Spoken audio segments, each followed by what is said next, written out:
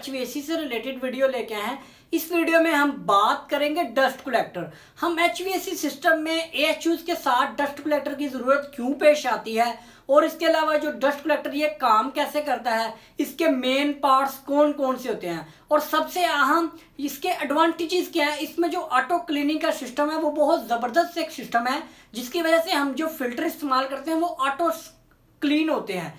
तो इसके ऊपर हम कंप्लीट वीडियो लेके आए हैं। अगर आपने इस डस्ट कलेक्टर की वीडियो देखनी है जो मैंने प्रैक्टिकल बनाई हुई है उसका लिंक मैं आपको डिस्क्रिप्शन में दे दूंगा, वो वीडियो आप देख लें ताकि आपको इन फिजिकली आपको पता चल जाए ये डस्ट कलेक्टर होते कैसे हैं। ये बेसिकली बोर्ड के ऊपर है, हमने इसकी इंस्टॉलेशन करनी है तो किस तरीके से करें और हमें इसकी ज़रूरत क्यों पेश आती है। तो चलिए दोस्तों स्टार्ट करते हैं आज की वीडियो देखने से पहले एक छोटी सी रिक्वेस्ट है, अगर आपने हमारे चैनल को सब्सक्राइब नहीं किया हुआ तो हमारे चैनल को सब्सक्राइब कर लें ताकि HVAC से रिलेटेड जो भी वीडियो अपलोड करें वो आपको नोटिफिकेशन में मिल जाए। तो चलिए दोस्तों स्टार्ट करते हैं आज की वीडियो।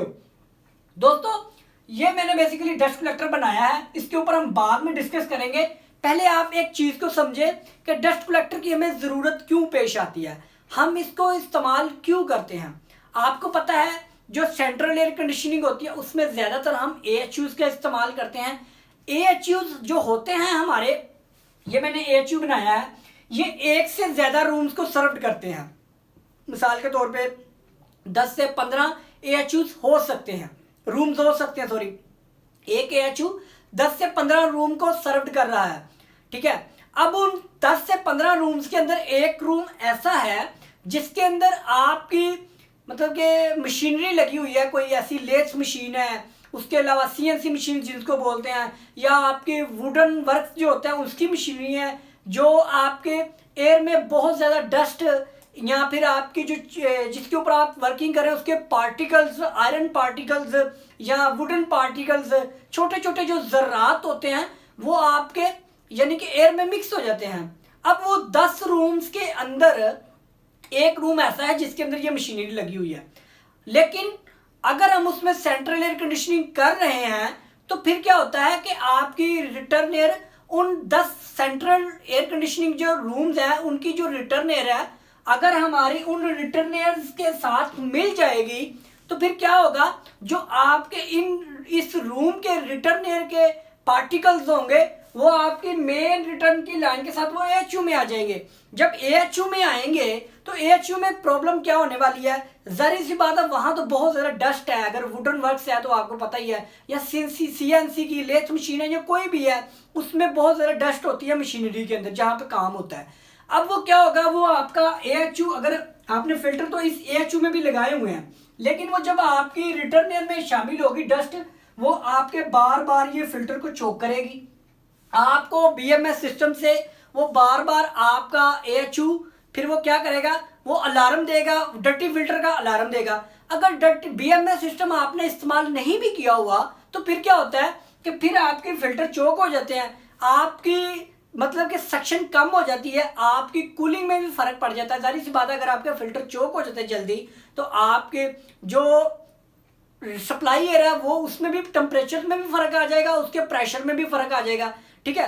अब एक रूम की वजह से बाकी अगर आपके 15 रूम है तो बाकी जो 14 रूम होंगे वो भी डिस्टर्ब होंगे। तो फिर आपको हल क्या करना है, आपको हल ये करना है कि जिस रूम में ये मशीनरी लगी हुई है, जो एक रूम है वो बाकी रूम्स को डिस्टर्ब कर रहा है, आपने उस रूम की रिटर्न एयर है जो वो आपने एक अलहदा से लेनी है, ठीक है। अपने ज़हन में ये बात रख लें कि डस्ट कलेक्टर की इंस्टॉलेशन आप किस तरीके से करते हैं कि जिस रूम में मशीनरी लगी हुई है उस रूम की आप रिटर्न एयर की डक्ट वो आप अलहदा से निकालते हैं। ये आपके सामने ये रूम 1 है, जो मिसाल के तौर पे इसके अंदर जो है हमारी वो लगी हुई है मशीनरी।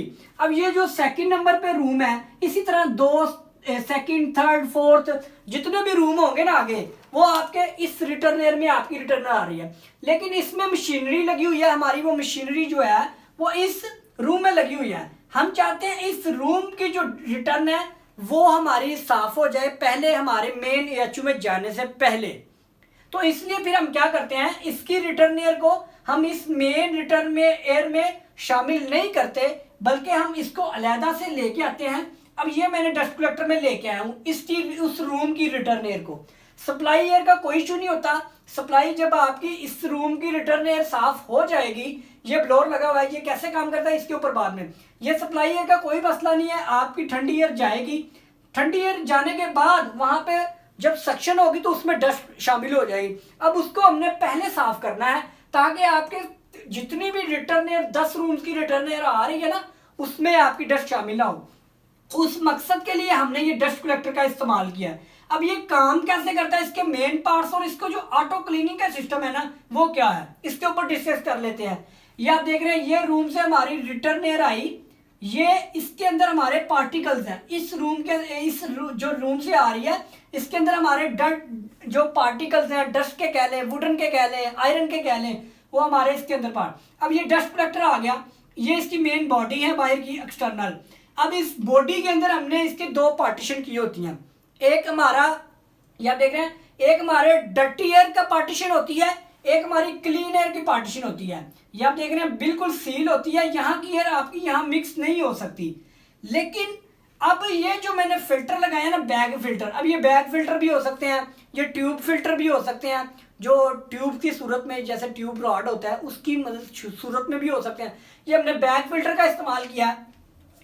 अब ये फिल्टर लगे हुए हैं, ये हमारा, ये आप देखें ना, रिजर्व एयर हेडर है, ये रिजर्व एयर हेडर है। इसके अंदर हमारा हाई प्रेशर एयर होती है। अब ये किस मकसद के लिए होती है उसके ऊपर मैं बाद में बात कर लूंगा। ये आप देख रहे हैं, ये रिटर्न एयर आ रही है, इन बैग फिल्टर के ऊपर से गुजरती है। जब ये ब्लोअर लगा हुआ है ना, ये ब्लोअर सक्शन कर रहा है आपके इस रूम की एयर को। एयर यहाँ से आ रही है, एयर यहाँ से आ गई हमारी, ठीक है। अब ये एयर यहाँ से इन हो रही है, अब यहाँ से इन हुई तो अब ये फिल्टर के एक्सटर्नल साइड से, यानी कि बैग है, ऊपर से सील है, आपका कॉलर लगी हुई, प्लेट लगी हुई, प्लेट के साथ आपके बैग फिल्टर सील है। लेकिन बैग फिल्टर है ऐसे गोल गोल फिल्टर है। एयर आपकी इस रूम से आई, जब वो ये बैग फिल्टर है, इसके बाहर की साइड से आपकी डस्ट होगी ना, जो फिल्टर है, फिल्टर में से एयर गुजर जाती है, ठीक है। बाहर की साइड पे आपके डस्ट इसके चिपक जाएगी। अगर आपके ज़रात ज़्यादा हैवी हैं तो वो ऑटोमेटिकली इसकी बकेट में आ जाएंगे। लेकिन जो छोटे ज़रात होंगे वो बैग फिल्टर के साथ चिपकते जाएंगे, ठीक है। लेकिन जो आपकी एयर इसमें से गुजर रही है वो फिल्टर एयर आपकी यहाँ से है, ये रिटर्न एयर, अभी ये कूल नहीं हुई, सिर्फ फिल्ट्रेशन हुई है। ये जो हमारा ये क्लीन एयर पार्टीशन का एरिया है। अब यहाँ से ये ब्लोअर लगा हुआ है, इस ब्लोअर को ये आपकी मेन रिटर्न में दाखिल कर देता है। हमने इसी मकसद के लिए किया था कि सिर्फ इस रूम की एयर क्लीन हो, वो हमारी क्लीन हो गई। अब जाहिर सी बात है, जब ये एयर क्लीन हुई तो इसकी जो डस्ट थी वो आपके फिल्टर्स के ऊपर आ गई। तो अगर हमें ये फिल्टर भी बार बार खुद जाके सर्विस करने हैं तो फिर हम इसको एचयू में ही लगा लेते। अब हमने इससे यही फायदा लिया है कि हमने इसको ऑटो पे रख दिया। अब ऑटो पे कैसे रख दिया, आपको पता है कि जो डीपीएस स्विच होते हैं, डिफरेंशियल प्रेशर स्विच होते हैं, वो आपके प्रेशर के जो दो डिफरेंस प्रेशर होते हैं उनको मेयर करते हैं, उसके बाद वो ऑपरेट होते हैं। यानी कि आपकी सक्शन साइड और डिस्चार्ज साइड की वो एयर को सक्शन सेंस करते हैं, उसके बाद वो ऑपरेट करते हैं। आपके जो भी आपने आउटपुट लेनी होती है उसके ऊपर कंट्रोलर लगा होता है, ठीक है। यानी कि डिजिटल और एनालॉग भी हो सकते हैं। अब ये देख रहे हैं, जब हमारी आपकी एयर इस पे से गुजरेगी प्रेशर फिल्टर से ऊपर से, अब ये फिल्टर अगर चौक हो जाते हैं तो आपका ये यहाँ पे प्रेशर आपका कम हो जाएगा, यहाँ पे प्रेशर बढ़ता रहेगा, यहाँ पे कम हो जाएगा। तो आपका प्रेशर डिफरेंस तो हो गया, जितना आपने सक्शन प्रेशर सेट किया हुआ था, जितना आपने डिस्चार्ज प्रेशर, यानी कि फिल्टर से पहले का और फिल्टर के बाद का, तो फिर आपका डिफरेंस हो गया। जब आपके फिल्टर चौक होंगे आपकी सक्शन कम हो जाएगी, क्योंकि फिल्टर से ऊपर से गुजर नहीं रही मजीद देर। तो फिर आपका क्या ऑपरेट होता है, फिर आपका ये सोलेनॉइड एक वाल लगा होता है जो आपका एक्चुएटर है, यानी कि आपके आउटपुट डिवाइसेस है। फिर वो आपका जो डिफरेंशियल स्विच है, डीपीएस स्विच है, वो आपके मोटराइज वाल को ऑपरेट करवाता है। मोटराइज वाल, ये मैंने आपको कहा था रिजर्व एयर हाइडर है, ये इसके अंदर हाई प्रेशर एयर होती है। जैसे ही आपकी सोलेनॉइड वाल्व ऑन होता है तो वो आपके हाई प्रेशर एयर को इन बैग्स के ऊपर हाई प्रेशर से ऊपर से प्रेशर मारता है, यानी कि आपकी एयर से क्लीनिंग करता है आपके इन बैग फिल्टर की। तो जो बैग फिल्टर आपके साफ हो जाते हैं, जितनी भी डस्ट होती है वो आपके इस बॉटम में बकेट में आ जाती है। अब इसमें भी दो तरह की होती है इसकी बकेट, एक ऑटो कंट्रोल होती है, अगर उसके वेट को भी सेंस करती है, उसके लेवल को भी डस्ट के सेंस करती है। अगर वो लेवल अप हो जाता है या वेट ज़्यादा हो जाता है तो फिर इसके नीचे एक गेट लगा होता है, उसको ऑटोमेटिकली खो के इसके नीचे एक वर्कआउट होती है उसमें चला जाता है, गेट होता है। या फिर आप ये हमने इसको मैनुअली बनाया है कि जब आपकी ये बकेट फुल हो जाएगी आप इसको खोलेंगे और इसकी डस्ट को निकाल लेंगे। आपको बजाय इसके कि बार बार फिल्टर सर्विस करना, आपकी एयर उनको ऑटो पे फिल्ट्रेशन कर देती है।